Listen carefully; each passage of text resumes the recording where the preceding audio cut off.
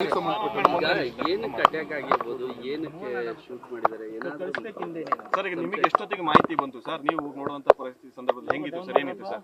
ನಾನು ಮಧ್ಯರಾತ್ರಿ 12:40ಕ್ಕೆ ನಮ್ಮ ಲಾಯರ್ ನಾರಾಯಣ ಸ್ವಾಮಿ ಅವರು ನಮಗೆ ಫೋನ್ ಮಾಡಿದ್ರು. ನೋಡಿ, ಬಿಡದಿಯಲ್ಲಿ ಹಿಂಗೆ ಒಂದು ಇನ್ಸಿಡೆಂಟ್ ಆಗಿದೆ, ಹೌದಾ ಅಲ್ಲೋ, ಇಮಿಡಿಯೇಟ್ ಅಲ್ಲಿ ಹೋಗಿ ಯಾವುದೋ ಹಾಸ್ಪಿಟ್ಲಿಗೆ ಹೋಗಿದ್ದಾರೆ, ಇಮಿಡಿಯೇಟ್ ಹೋಗಿ ಅಂತ ಅವರು ಕಾಲ್ ಮಾಡಿದ್ರು. ನಾನು ಇಮಿಡಿಯೇಟ್ ಎತ್ಕೊಂಡು ಬಂದು ಇಲ್ಲಿ ನಮ್ಮ ಗೇಟಲ್ಲಿ ಸೆಕ್ಯೂರಿಟಿ ಕೇಳಿದೆ, ಇಲ್ಲ ಅಲ್ಲೊಂದು ಸದ್ದು ಬಂದಂಗೆ ಆಯಿತು, ಬಂದು ಇಮಿಡಿಯೇಟ್ ಮುಂದೆ ಹೋದ್ರು, ಸೆಕ್ಯೂರಿಟಿಗಳು ಕರ್ಕೊಂಡು ಹೋದ್ರು ಅಂತ ನಮ್ಮ ಗೇಟ್ ಸೆಕ್ಯೂರಿಟಿ ಹೇಳ್ದೆ. ಆಮೇಲೆ ನಾನು ಬಿಡದಿ ಗೌರ್ಮೆಂಟ್ ಹಾಸ್ಪಿಟ್ಲಿಗೆ ಹೋದೆ, ಅಲ್ಲಿ ಇರಲಿಲ್ಲ. ಅಲ್ಲಿಂದ ಮತ್ತೆ ಬಂದ ಭರತ್ ಕೆಂಪಣ್ಣ ಹಾಸ್ಪಿಟ್ಲಲ್ಲಿ ಇದ್ರು. ಹೋಗಿ ನೋಡಿದಾಗ ಮೂಗು ಇಲ್ಲಿ ಪೂರ್ತಿ ಈ ಭಾಗದಲ್ಲಿ ಒಂದು ಅರ್ಧ ಇಂಚು ಇಂಜುರಿ ಆಗಿದೆ. ಆಮೇಲೆ ಬಲಗೈಗೆ ಇಂಜುರಿ ಆಗಿದೆ. ಆಮೇಲೆ ನಾನು ಡ್ರೈವರ್ದು ಬೆನ್ನಿಗೆ ಇಂಜುರಿ ಆಗಿದೆ, ಇಲ್ಲಿ ಬೆನ್ನು ಭಾಗದಲ್ಲಿ. ಆಮೇಲೆ ಅಲ್ಲಿ ಗಾಡಿ ಇತ್ತು, ಗಾಡಿ ನೋಡಿದರೆ ಡ್ರೈವರ್ ಕೂತಿರೋ ಡೋರದ್ದು ಎಜ್ಜಲ್ಲಿ ನುಗ್ಗಿರೋ ಬುಲೆಟ್ಟು ಡ್ರೈವರ್ ಸೀಟಿನ ಸೀಲಿ ಹಿಂದ್ಗಡೆ ರಿಕ್ಕಿ ಅವರು ಕೂತಿದ್ರು. ಅವ್ರೇನೋ ಬಗ್ಗಿ ಬ್ಯಾಗಿಂದ ತಗೊತಾ ಇದ್ರಂತೆ, ಅದಕ್ಕೆ ಮೂಗಿಗೆ ತಾಗಿದೆ. ಏನೋ ಅಕಸ್ಮಾತ್ ಅವರು ಒಂದು ಸ್ವಲ್ಪ ಜಾಸ್ತಿ ಬಗ್ಗಿದ್ರು ಬಹುಶಃ ಜೀವಕ್ಕೆ ಅಪಾಯ ಬಂದಿರೋದು. ಬಹುಶಃ ಅದೃಷ್ಟ ಚೆನ್ನಾಗಿತ್ತು, ಅದರಿಂದ ಏನು ತೊಂದರೆ ಆಗಿಲ್ಲ ದೇವ್ರ ದಯೆಯಿಂದ. ಆಮೇಲೆ ಸ್ವಲ್ಪ ಇದು ಮುಂದೆ ಆಗಿದ್ರು ಡ್ರೈವರು ಸಂಪೂರ್ಣವಾಗಿ ಹೋಗುವಂಥ ಪರಿಸ್ಥಿತಿ ಇತ್ತು. ಯಾಕಂದ್ರೆ ಒಂದು 2-3 ಇಂಚು ಮುಂದೆ ಫೈರ್ ಆಗಿದೆ, ಡ್ರೈವರು ಡೆತ್ ಆಗೋ ಸಾಧ್ಯತೆ ಇತ್ತು ಅಷ್ಟೇ. ಸರ್, ಯೂಶಲಿ ಸರ್ ಈ ಕಾರ್ನ ಸಾಮಾನ್ಯ ಡ್ರೈವರ್ ಇದ್ರು ಕೂಡ ರಿಕ್ಕಿನೇ ಓಡಿಸ್ತಾ ಇದ್ರು, ಹಾಗಾಗಿ ಆ ಡ್ರೈವರ್ ನಾರ್ಮಲಿ ರಿಕ್ಕಿಗೆ ಡ್ರೈವಿಂಗ್ ಅಂದರೆ ಅವರು ಫ್ಯಾಷನ್, ಎಲ್ಲ ವೆಹಿಕಲು ಒಂಥರ ಫ್ಯಾಷನ್ ಅವರಿಗೆ. ಅದರಿಂದಾಗಿ ನಾರ್ಮಲ್ ಡ್ರೈವರ್ ಇದ್ದರೂ ರಿಕ್ಕಿ ಅವರೇ ಓಡಿಸ್ತಾರೆ ಅವ್ರಿಗೆ, ಯಾಕಂದರೆ ಅವ್ರದ್ದೇ ಆದಂಥ ಇದರಲ್ಲಿ ಓಡಿಸೋದ್ರಿಂದ ಅವರೇ ಓಡಿಸ್ತಾರೆ.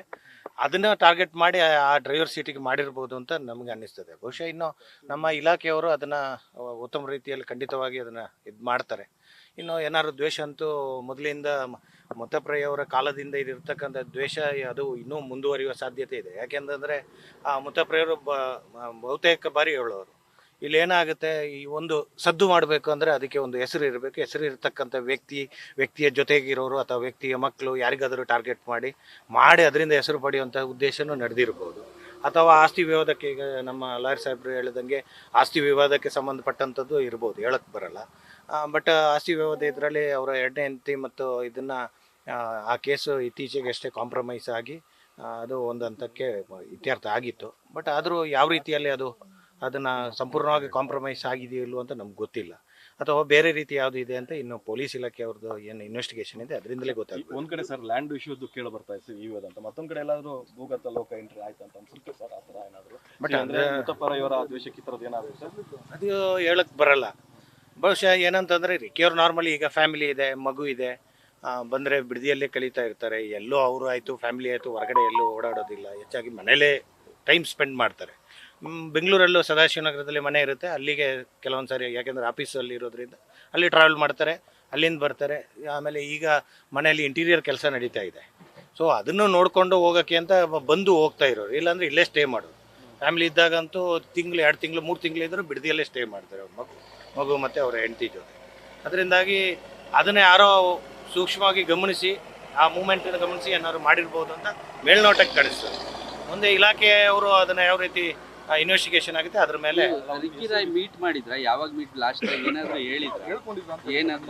ಏನು ನಾವು ನಾರ್ಮಲಿ ಏನು ಅಂತಂದರೆ ಯಾವುದಿದ್ರು ಏನಾದ್ರು ಕೆಲಸ ಅವ್ರದ್ದು ಆ ಕಂಪನಿ ಕೆಲಸ ಏನಿರುತ್ತೆ ಅದನ್ನಷ್ಟೇ ಪ್ರಸ್ತಾಪ ನಮ್ಮಲ್ಲಿ ಮಾಡೋದು, ಯಾವತ್ತೂ ಈ ರೀತಿಯ ಇದನ್ನು. ಬಟ್ ಮೊದಲಿಂದ ನಮಗೆಲ್ಲರಿಗೂ ಗೊತ್ತಿರ್ತಕ್ಕಂಥದ್ದು ಅವರು, ಯಾಕೆಂದರೆ ಮುತ್ತಪ್ರೈ ಮಗ ಇರೋದ್ರಿಂದ ನ್ಯಾಚುರಲ್ ಆಗಿ ಮುತ್ತಪ್ರೈ ಅವರ ಒಂದು ದ್ವೇಷ ಮಗನ ಮೇಲೇನೂ ಮುಂದುವರಿಯೋಕ್ಕೆ ಸಾಧ್ಯತೆ ಇದೆ. ಸೊ ಅದರಿಂದಾಗಿ ಅದು ಹೇಳಕ್ ಬರಲ್ಲ, ಯಾಕಂದ್ರೆ ಇನ್ನು ಮುಂದೆ ಇನ್ವೆಸ್ಟಿಗೇಷನ್ ಅಲ್ಲಿ ಗೊತ್ತಾಗ್ತದೆ. ರಷ್ಯಾದಿಂದ ಒಂದು 2-3 ಡೇಸ್ ಬ್ಯಾಕ್ ಬಂದ್ರು ಅಂತ ಹೇಳ್ತಾರೆ, ಬಂದ ತಕ್ಷಣ ಈ ರೀತಿ ಅಟ್ಯಾಕ್ ಆಗಿರುವಂಥದ್ದು. ಬಟ್ ಅದ್ರ ಬಗ್ಗೆ ನಮಗೂ ಗೊತ್ತಿಲ್ಲ. 2 ದಿನ ಹೇಗೆ ಲಾಸ್ಟ್ ವೀಕ್ ಇದ್ರು, ಹೋಗಿ ಮತ್ತೆ ನಿನ್ನೆ ಎಲ್ಲ ಮೊನ್ನೆ ಬಂದರು ಅಂತ ಹೇಳಿದ್ರು. ನನಗೂ ಗೊತ್ತಿರಲಿಲ್ಲ.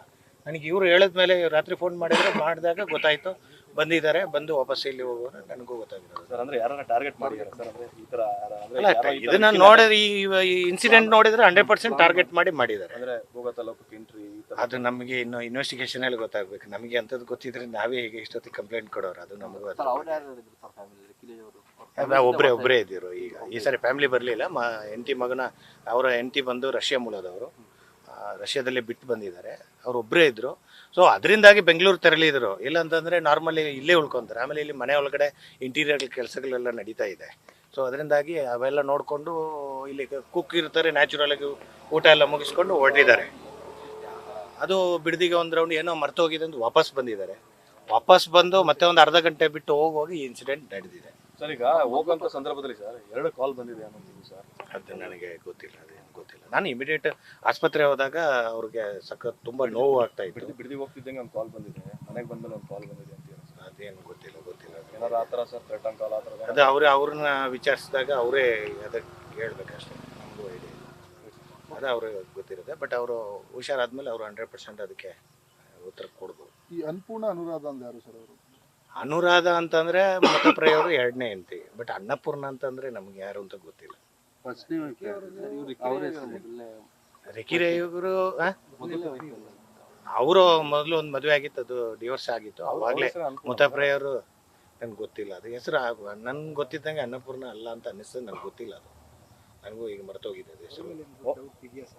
ನಮಗೆ ಗೊತ್ತಿಲ್ಲ, ಅದು ನಮಗೆ ಗೊತ್ತಿಲ್ಲ. ಯಾಕೆಂದರೆ ಅವರು ವೈಯಕ್ತಿಕ ವಿಚಾರಗಳು ನಮ್ಮದು. ಅದು ಮತಪ್ರಯವರು ಜೀವಂತ ಇದ್ದಾಗಲೇ ಡೈವೋರ್ಸ್ ಆಗಿತ್ತು, ಎಲ್ಲವೂ ಮ್ಯೂಚುವಲಿ ಡೈವೋರ್ಸ್ ಆಗಿತ್ತು. ಆಮೇಲೆ ಇವರು ರಷ್ಯಾದ ಮೂಲದ ಹುಡುಗಿನ ಮದುವೆ ಆದರು, ಮಗು ಇದೆ, ಫ್ಯಾಮಿಲಿ ಜೊತೆ ಹ್ಯಾಪಿಯಾಗಿದ್ದಾರೆ. ಇಲ್ಲಿ ಬಂದರೆ ಇಲ್ಲೇ ಕಲಿತಾರೆ, ಅದು ಬಿಟ್ಟರೆ ಬೇರೆ. Okay sir, thank you. News first ನಿರ್ಭೀತಿಯಿಂದ ನಿಮ್ಮ ಪರವಾಗಿ.